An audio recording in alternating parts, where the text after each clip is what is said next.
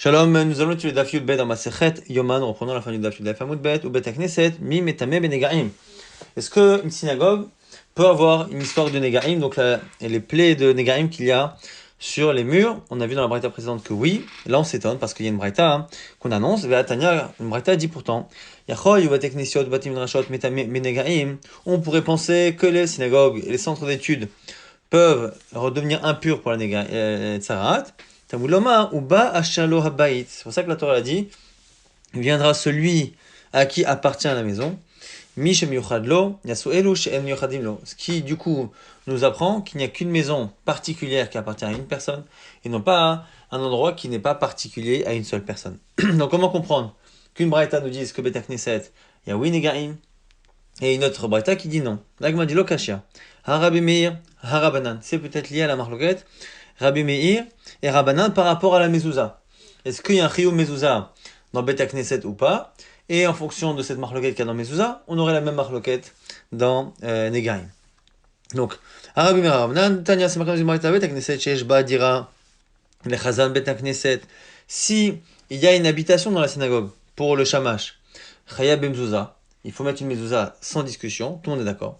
Par contre, le Shein Ba Dira, s'il n'y a pas une maison, Rabbi Meir dit que c'est Chayav, Chachamim disent que c'est Patour. Et donc Rabbi Meir qui dit que c'est Chayav, une synagogue de mezouza, même sans habitation, dira qu'il y a aussi Tuman Negaim, et Rabbanan diront l'inverse. Ou sinon, Ebaïtema, Habeha Rabbanan. Peut-être que finalement, les deux braïtos sont selon Rabbanan, qu'il n'y a pas de Chiyuv mezouza dans la synagogue. Et quoi? Lokasha, Hadeidbe dira, Hadeidbe bet dira. La deuxième braïta, parler d'un cas où il n'y a pas de dira, c'est pour ça qu'ils disent que non. Et l'autre braïta qui avait dit qu'il y a oui un chiyuv de mezouza et même Touma Negaim, c'est parce que il y a une habitation. Autre réponse, mais baitema, haveha delidbe bet dira, ou peut-être que ça n'a rien à voir, qu'à chaque fois il n'y a pas d'habitation. Et pourquoi une fois il y a negat sa'at et une fois il n'y a pas? Hadik krachim, hadik farim. Ça dépend si la synagogue est dans un krach ou dans un kfar. Krachim, ce sont des grandes villes, et Kfar, c'est vraiment des petits villages. Les synagogues des grandes villes, bien, sont vraiment faites pour tout le monde, et donc elles n'appartiennent vraiment à personne. Dans les Kfarim, dans les petits endroits, eh bien, par contre, parfois ça appartient à 2-3 personnes, et c'est du coup comme une maison d'associés, donc c'est pour ça que ce serait Chayav de Negaim. Donc 3 réponses possibles par rapport à la contradiction qui est entre les braïtot.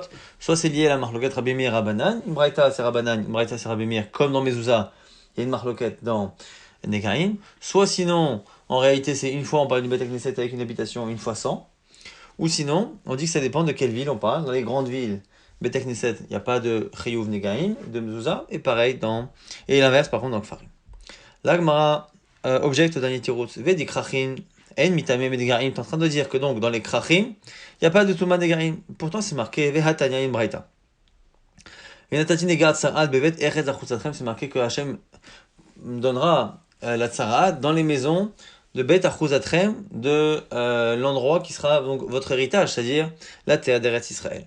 Achuzatrem metameh benegaim, ve'en Yerushalayim metameh benegaim. Ici on nous dit quoi? Achuzatrem, ce qui vous appartient, votre héritage, ce qui exclut Yerushalayim.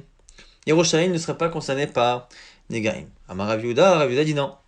Anilo shamarti ela mekom migdash bilvad. Moi, le seul endroit qui est exclu de Negaim, c'est le Migdash. Donc, a priori, le Beth Migdash. De là, on voit quoi? Habate Knessiot, ou Batim Midrashot, Mitamim Negaim, Mafalpi, regardez Krachim. On voit bien ici que dans cette marloquette, il y a une marloquette qu'on verra dans la suite en détail. En tout cas, Achozatrem, ça vient exclure un endroit d'Israël qui ne serait pas concerné par la possibilité d'avoir des Negaim. La question c'est, est-ce que c'est tout Yerushalayim? Ou est-ce que c'est que le Migdash? Mais quoi qu'il arrive, que ce soit Yerushalayim ou que ce soit le Migdash, a priori, ça veut dire qu'en dehors de Jérusalem, en dehors du Beth Migdash, les synagogues, quelle que soit la ville où elles se trouvent, sont concernées par les Negaim. Or, nous, on a proposé de dire que ça dépend, que dans les grandes villes, il n'y a pas, dans les villes petites, il y a. Donc, m'a dit, Emma Maravuda, Anilo Shamat, il a mis comme Mekudash Bilvad. On propose de dire que non, peut-être que Rabbi Yehuda, quand il a dit Makom Migdash, c'est pas Migdash dans le sens Beit Migdash, c'est Makom Mekudash, un endroit sanctifié. Et donc ça voudrait dire quoi? Que soit on exclut Jérusalem des Negaim, soit on exclut tous les endroits saints, et à ce moment-là, c'est quoi les endroits saints? C'est le Beit Migdash, les synagogues et les Batei Knessiot. Donc maintenant, on revient sur le fond de la marloquette. Bemaïk miflagé. Quel est le sujet de la discussion? Tanakama Sava Yorsha'im lo nitchalka lishvatim. Rabbi Yehuda Sava. Yorsha'im nitchalka lishvatim. Selon Tanakama, Jérusalem n'a pas été partagée parmi les terres d'Israël entre les tribus. Alors que selon Rabbi Yehuda, oui.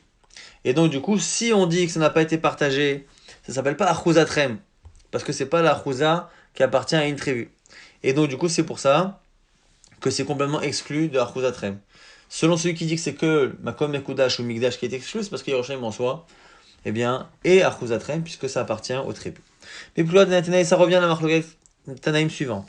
Natanaï, c'est marqué dans une braïta. Ma'aya bechelko shel Yehuda. Dans le Beth Amikdash, quelle partie faisait partie de la tribu? Donc on voit que le Beth Amikdash est à cheval entre deux territoires de deux tribus. Une partie dans Yehuda, une partie de Binyamin. Harabaït, le Harabaït, les Shachot, donc les pièces, Hazarot, les cours.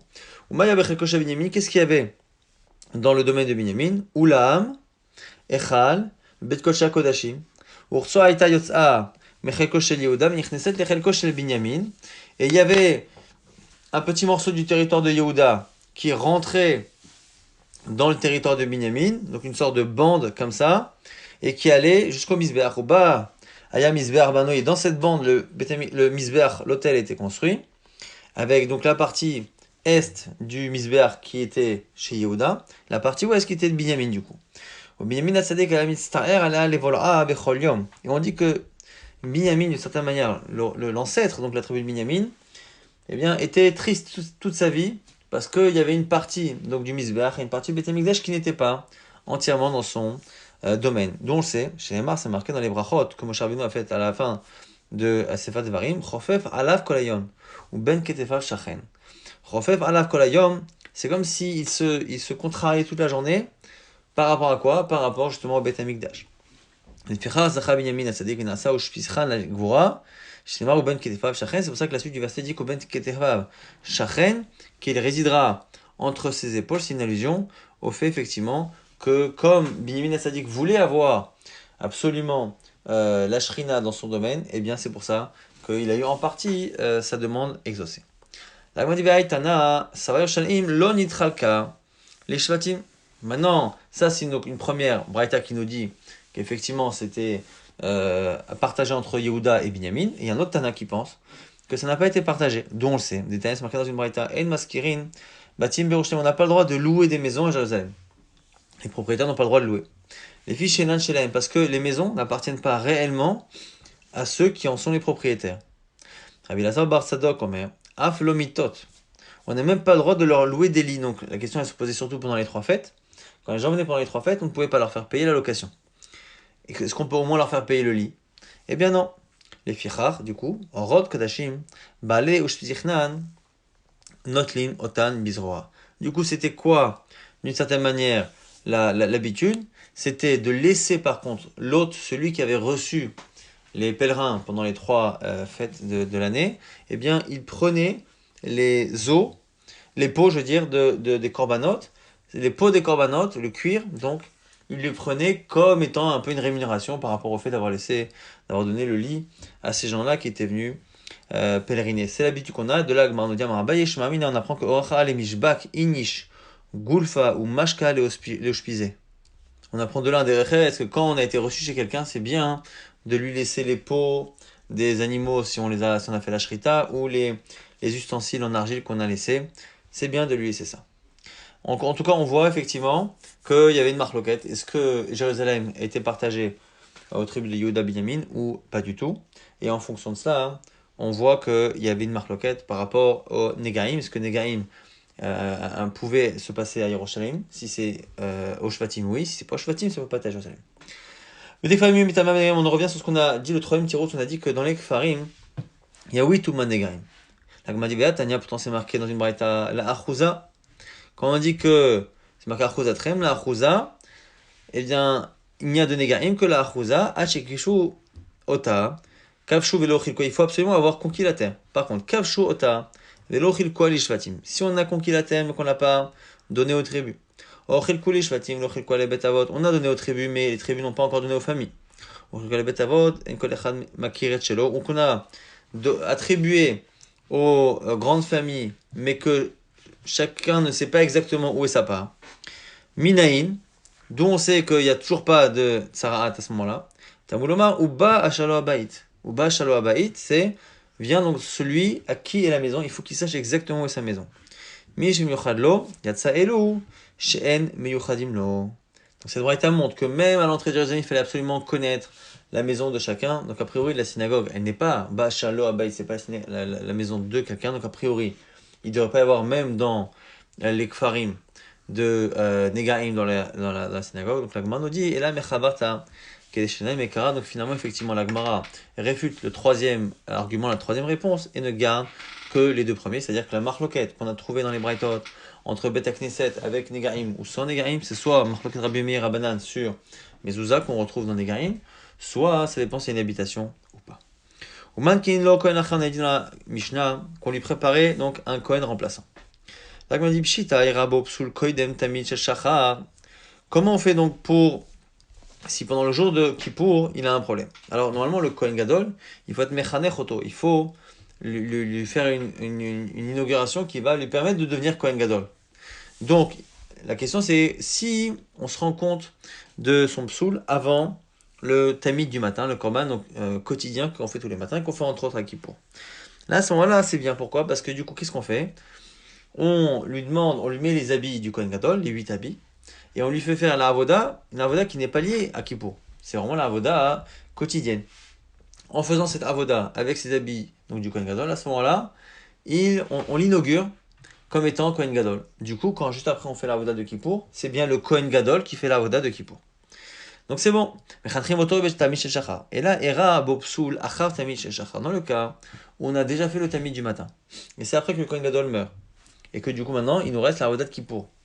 La avodat Kippour, si on met tout de suite le nouveau Kohen Gadol, eh bien le problème c'est qu'il n'a pas été encore officiellement mitraner, c'est-à-dire que inauguré en tant que Kohen Gadol. Donc, comment on fait?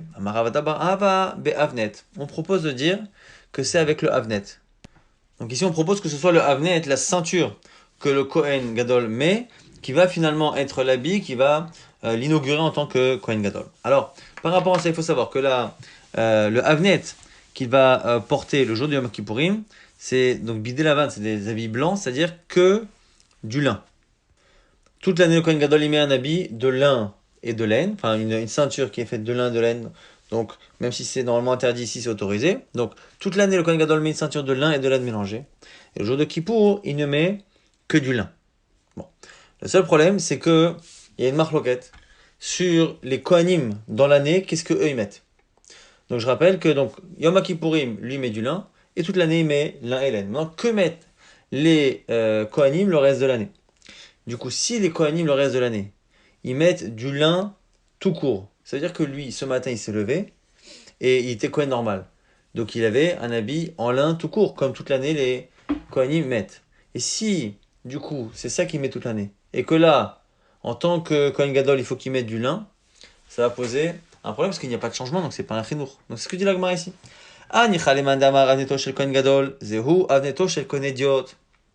Ça va selon ceux qui pensent que toute l'année, le Kohen Gadol et les autres Kohanim portent la même chose, c'est-à-dire du lin et de la laine mélangés.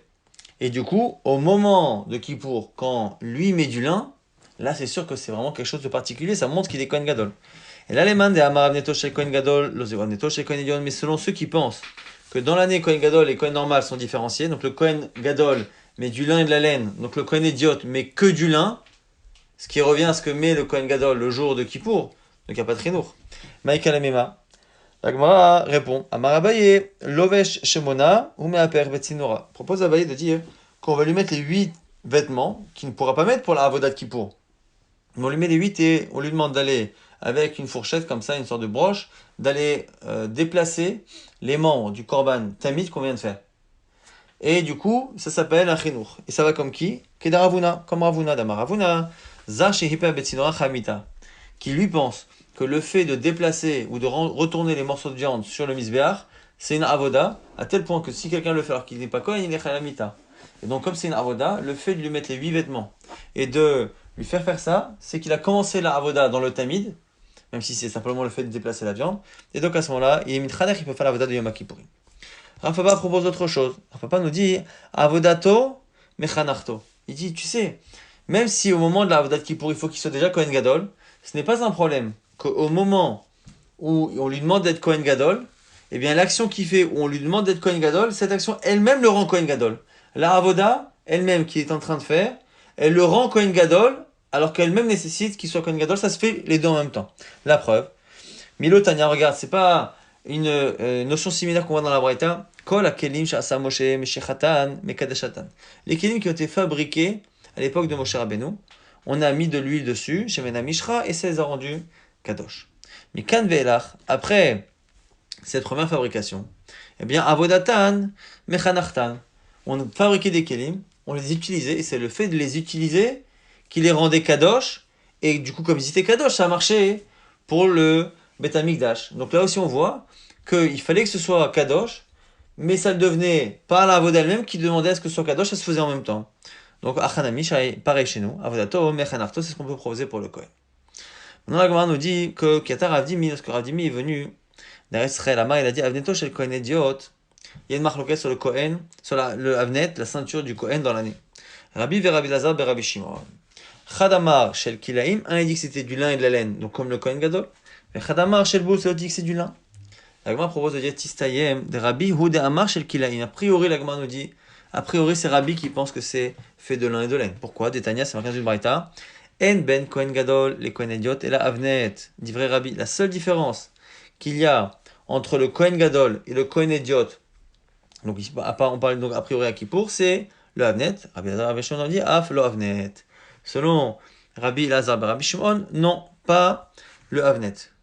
Donc je récapitule cette braïta.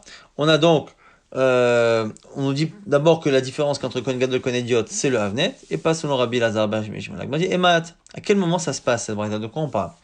Si c'est toute l'année à part Kippour, tout va Ika. Il y a beaucoup d'autres différences, il y a plein d'autres habits. Donc Kohen Gadol, Mishamesh, Bishmona, Veidiot Berba, il y a 8 vêtements pour le Kohen Gadol et 4 pour le Idiot. Et là, Yom Kippourim, donc forcément pas élimination, c'est le jour de Kippour. Et donc le jour de Yom Kippourim, la différence c'est que justement le Avnet n'est pas le même, ce qui veut dire que donc le Idiot met encore du lin et de la laine, comme toute l'année, alors que Kohen Gadol met seulement du lin. Là, Gmadi Amrelo, non, c'est pas vrai, c'est pas une preuve. Les Olam Bish Ayomot Hashana. Tu peux très bien dire que là-bas cette braïta ne parlait pas de Kippour, elle parlait de toute l'année. Mais simplement, pourquoi on n'a pas cité d'autres vêtements? Parce que les autres vêtements, ce sont des vêtements qui n'existent que chez le Kohen Gadol. Le tzis, le choshen, le ephod n'existent pas chez les autres Kohanim. Donc quand on a parlé de différence entre les Kohanim et le Kohen Gadol, c'est des différences sur des vêtements qu'ils ont en commun. Donc Be'anar Deshavin, c'est pour ça qu'on a parlé seulement du Avnet et pas des autres. Kata Ravin, lorsque Ravin est venu d'Eretz Amar, il a dit Avneto chez Kohen Gadol, B'yom Kippourim, Divra Kol chez le bout. Tout le monde est d'accord que Kohen Gadol, jour de Kippour, il met une ceinture en lin. B'shar Hashana, Divra Kol chez le Kilaim. Le reste de l'année, on est tous d'accord que c'est du lin et de la laine. L'oner lekou, la seule marloquette. Et là, Avneto chez le Kohen Idiot, c'est sur le Avnet du Kohen dans l'année. Ben Bishayimot Hashana, Ben B'yom Kippourim, que ce soit le reste de l'année ou même Kippour. Chez Rabbi Omer, chez Kilaim, Rabbi Lazar, Rabbi Shimon, Omer chez le bout. Que Rabbi dit que c'est en Kilaim, et sur Rabbi Lazar, Rabbi Shimon, c'est chez le bout, en lin. Donc c'est exactement ce qu'on a dit depuis le début de cette Sugia. Marab Nachman, Baritzrak, Af, Anan, Nami, Tanina. Lui dit, j'ai même une preuve de cela dans une Mishnah. C'est marqué dans la Torah, Velavash Kohen Midobad. Donc il mettra les vêtements, Mechnesebad, les sortes de pantalons, Al Besaro sur sa chair. Matamuloma, il bâche. Pourquoi on précise après, il bâche, il portera? Leavi mitznefet ve'avnet, la ramata des chaînes, pour nous dire que mitznefet ve'avnet, donc le bandeau qu'il y a sur la tête et le avnet et la ceinture, on doit les mettre même pour prendre des chaînes, les cendres qu'il y a sur le misbeach. Dit vrai Rabbi Yehuda. Rabbi Dosa Omer, la vie big Kohen Gadol, Beyom Kippourim, chez Enk Shirim les Kohen Idiot. Donc ici, sur le Rabbi Dosa, c'est pour nous apprendre que les habits du Kohen Gadol, le jour de Kippour, eh bien, ils sont kshérim pour un Kohen Idiot le reste de l'année. Et donc, on ne doit pas les enterrer. Et c'est là que Rabbi intervient pour montrer qu'il n'est pas d'accord. Rabbi Omer, j'ai deux problèmes à cela. Chadad avneto shel Kohen Gadol, b'yom Kippourim lo ze avneto shel Kohen Idiot. Déjà, le avnet du Kohen Gadol, le jour de Kippour, donc qui est en lin, n'est pas le même que celui du Kohen toute l'année. Donc ça veut dire forcément qu'il est en lin et laine, pour que ce soit pas le même. Mais en plus, Begadim, Shinisham Shabaem, Ketusha Chamura, Teshamesh Baen, Kedusha Kala, c'est comment c'est possible qu'on ait utilisé des vêtements pour une sainteté plus grande et qu'on les rabaisse à une sainteté moins importante, Kohen Stam, donc En Moridin Bakodesh, on ne descend pas dans le Kodesh, donc j'ai deux problèmes avec le fait qu'a dit Rabbi Dossa, qu'on prend les vêtements du Kohen Gadol Yom Kippourim, qu'on les utilise dans les... Déjà techniquement c'est pas le même Avnet, c'est pas la même ceinture, et deuxièmement, on ne peut pas descendre de Kedusha. Et là, Matambouloma Ilbash, qui propose lui de dire c'est quoi Ilbash? Les rabot et Shechakim. Pour nous dire que si on n'a pas de vêtements récents et en bon état, on peut prendre des habits qui sont anciens et qui sont un peu usés. Vesda Rabidosa et Rabidosa suit sa logique des Tanias Markados Bareta Vehinyicham Sham. Au sujet justement des habits de Yom Kippourim, il va enlever les bigdaba des habits de lin qu'il a portés, Vehinyicham Sham, et il les posera là-bas. Pourquoi là-bas? Mais la Mech Inodim Diza, selon Tanakama, ça nous apprend qu'on doit les enterrer. Rabidosa Omer, Shaloish Tamesh Baem Yom Kippourim Acher. Rabidosa, c'est simplement pour nous dire qu'on ne doit pas les utiliser à un autre moment. Donc on a une marloquette. Est-ce qu'on peut utiliser les anciens ou pas, ou l'année d'après, ou est-ce que on doit les enterrer? C'est un marloquette qu'on a entre Rabbi Dossa et Tanakama, et c'est donc la logique de Rabbi Dossa qui finalement dit qu'on ne peut pas les utiliser Yom Kippourim Acher, mais on peut les donner à un Kohen Stam, parce que donc lui pense que l'Avnet c'est le même, alors que selon Rabbi, le Avnet du Kohen dans l'année était différent de celui du Kohen le jour de Yom Kippourim.